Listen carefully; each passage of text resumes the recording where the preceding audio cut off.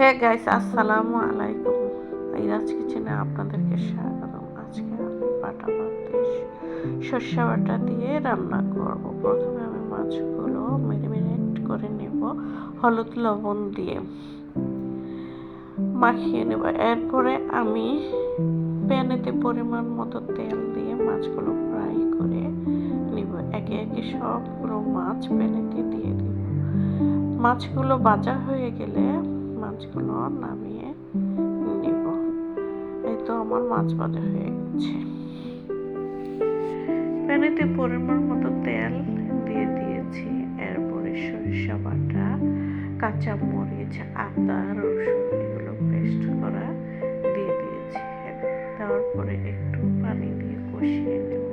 কষানো হয়ে গেলে এরপরে আমি হলুদ পরিমাণ মতো, লবণ পরিমাণ মতো দিয়ে দিব। একটু মিশিয়ে নিয়ে এরপরে আমি মরিচ গুঁড়ো দিয়ে দিব।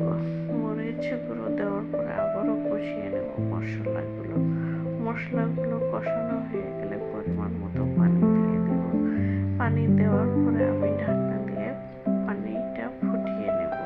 পানি ফুটিয়ে নেওয়ার পরে ঢাকনা উঠিয়ে আমি নাড়াচাড়া করে মাছগুলো একে একে সবগুলো মাছ দিয়ে দেব। দেওয়ার পরে আবারও একটু হালকা নেড়ে ছেড়ে আবারও ঢাকনা দিয়ে দেব। এই তো আমার সর্ষে বাটা মাছ তৈরি। গাইস, আপনারা এভাবে বাসায় ট্রাই করে দেখবেন এবং কমেন্টে জানাবেন আমার রান্নাটা কেমন হয়েছে। ভালো হলে সাবস্ক্রাইব এবং ফেসবুকে ফলো দিবেন এবং আমার ভিডিওটা দেখার জন্য